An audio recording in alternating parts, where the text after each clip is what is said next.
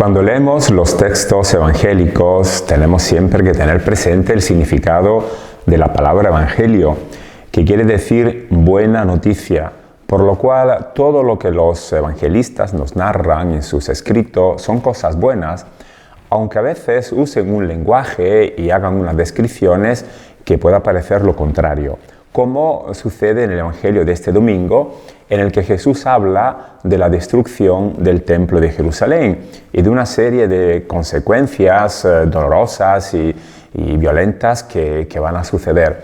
Pero hay que tener siempre presente esta buena noticia y hay que comprender por qué Jesús y el evangelista Lucas narran de esta manera esa catástrofe de Jerusalén, la caída de la ciudad y la destrucción del templo. Dice el evangelista que como algunos hablaban del templo ponderando la calidad de la piedra y el adorno de los esbotos, Jesús dijo: «Eso que contempláis, llegará un día en que no dejarán piedra sobre piedra que no derriben». Jesús, ante la imponencia, esa solemnidad, ese templo magnífico que era el templo construido por Herodes, no se deja impresionar por los comentarios de la gente y declara su destrucción total. Pero esto se entiende después de que Jesús haya ya denunciado que el templo es una cueva de bandidos, que el templo ha perdido su función, no es un lugar para la oración, sino donde la gente viene completamente despojada de sus bienes, sobre todo la gente más pobre, los más débiles como las viudas, así recordaba Lucas en el episodio anterior.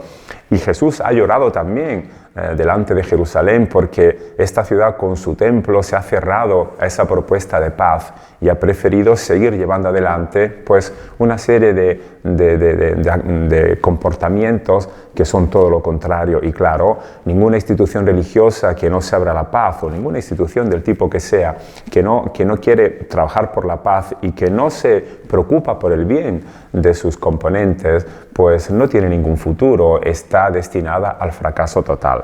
Por lo cual Jesús no se deja impresionar por estos elogios que hacen del templo y declara pues su fin. Eso va a acabar porque no tiene ningún sentido una institución que no sirve para promover el bien del ser humano, sino todo lo contrario, para explotarlo. Claro que esta declaración de Jesús causa una gran expectación entre sus discípulos. Entonces le hicieron esa pregunta: «Maestro, ¿cuándo va a ocurrir esto? ¿Y cuál será la señal cuando eso esté para suceder?». Los discípulos no parecen asustados por esta declaración de Jesús, al contrario, la interpretan como el momento oportuno para que realmente se manifieste ese reinado de Dios, esa restauración gloriosa de la ciudad de la nación de Israel y sobre todo esa presencia de un Mesías que va a liberar al pueblo de todos sus enemigos y adversarios. Y Jesús ahora quiere aclararle las ideas a los discípulos. La caída de Jerusalén o la destrucción del templo no va a ser la restauración gloriosa de la nación de Israel, de ese pueblo, sino va a ser el inicio pues de una etapa nueva, la etapa nueva y definitiva en la historia, en la que se va a ir manifestando el reinado de Dios, pero un reinado que ya no se cierra en un pueblo, sino que se abre a todos los pueblos, que se puede extender a toda la humanidad. Por eso Jesús responde ahora de una manera con la que quiere poner en guardia a sus discípulos para que no se dejen engañar y no se dejen impresionar por lo que está por suceder, por esos acontecimientos que la caída de Jerusalén, que sucederá en el año 70 por parte de los romanos, puedan provocar. Y dice Jesús, responde así de esta manera: «Cuidado con dejarse extraviar, porque van a llegar muchos diciendo en nombre mío soy yo, y el momento está cerca. No os vayáis tras ellos. Cuando oigáis estruendos de batallas y subversiones, no tengáis pánico, porque eso tiene que suceder primero, pero el fin no será inmediato». Jesús no está hablando de nada nuevo. Catástrofes de este tipo que tienen que ver con estruendo de batallas y subversiones pues han sucedido siempre. La historia de Israel está llena de estas páginas tristes y dolorosas, por lo cual Jesús está poniendo en guardia a sus discípulos para que sepan leer la historia de una manera serena, no se dejen engañar por falsos profetas dentro de la comunidad o por personas que aprovechan de esas catástrofes para pues, crear más miedo, más pánico todavía. El creyente tiene que mantener siempre esa posición y esa actitud de serenidad, de confianza, sabiendo que hay momentos difíciles. ¿Por qué? Porque la caída de Jerusalén será el momento oportuno para que el mensaje evangélico empiece a difundirse. Y cuando se difunda esa buena noticia, pues está claro que habrá resistencia, que habrá también oposiciones, que habrá hostilidades, como ha sucedido con Jesús y con su persona, igual pues tendrán que saber afrontar sus discípulos. Pero eso de sí no conlleva nada malo, sino todo lo contrario.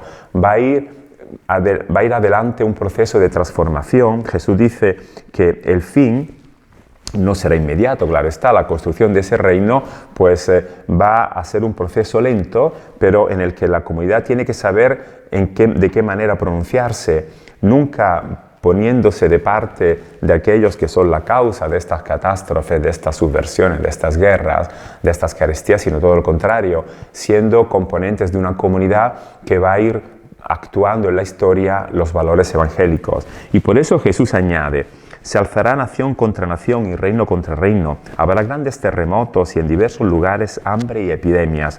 Habrá fenómenos terribles y señales grandes en el cielo. No hay que interpretarlo a la letra, aunque sabemos que estas cosas suceden en la historia.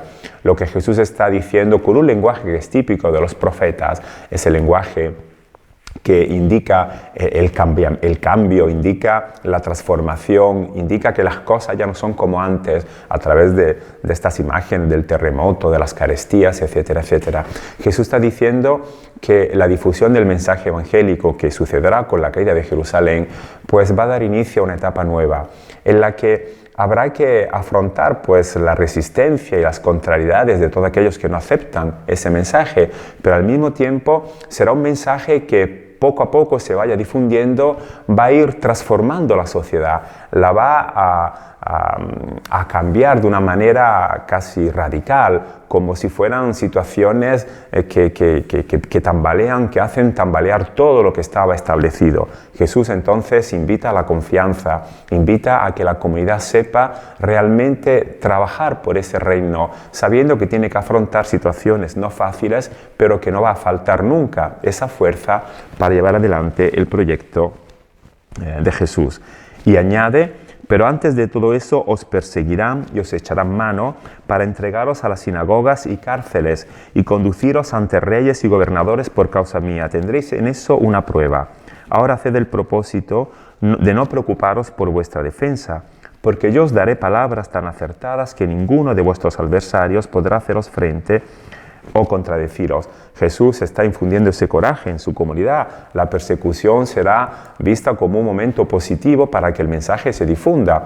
El hecho de que los discípulos tengan que dar testimonio de lo que significa la propuesta del reino, el mensaje evangélico, aunque tengan que pagar con sus vidas, aunque tengan que ser llevados delante de tribunales religiosos y políticos, pero esa será la ocasión para que el mensaje se difunda con más fuerza, y Jesús pues infunde ese coraje a sus discípulos, que no le va a faltar pues esa lucidez, no le va a faltar esa fuerza para declarar la grandeza del mensaje evangélico de una manera aún más radical. Y concluye Jesús diciendo: hasta vuestros padres y hermanos, parientes y amigos os entregarán y os harán morir a algunos. Seréis odiados de todos por razón de mi persona, pero no perderéis ni un pelo de la cabeza. Con vuestra constancia conseguiréis la vida. Así acaba este evangelio del domingo de una manera positiva. Habla de la vida, habla de que aunque uno tenga que ser entregado a los sistemas injustos, no va a perder nada de su persona, no se va a cancelar nada de lo bueno que ese discípulo ha sabido construir, ha sabido testimoniar a favor del Evangelio. Jesús habla de una vida que se consigue mediante la práctica de su palabra y de su propuesta, aunque eso lleve consigo pues atraerse el odio incluso de los mismos familiares, que la misma familia pues se sienta dividida porque no se acepta ese mensaje de Jesús. El Evangelio entonces nos presenta una propuesta con la que se construye una sociedad nueva que los poderes constituidos, sean religiosos, políticos, económicos, familiares, no van a aceptar, porque significa reivindicar la libertad de la persona, su autonomía, su emancipación, que cada individuo sea protagonista de esta historia en la que realmente se puede manifestar la presencia del Padre. Por eso Jesús dirá más adelante, cuando todo esto esté para suceder, pues alzad vuestras cabezas, dice Jesús, poneos derechos y alzad la cabeza, porque está cerca vuestra liberación. Lo que puede parecer una catástrofe no es otro que un proceso de liberación para que el reino se manifieste con toda su gloria y con todo su esplendor a favor de todos los seres humanos.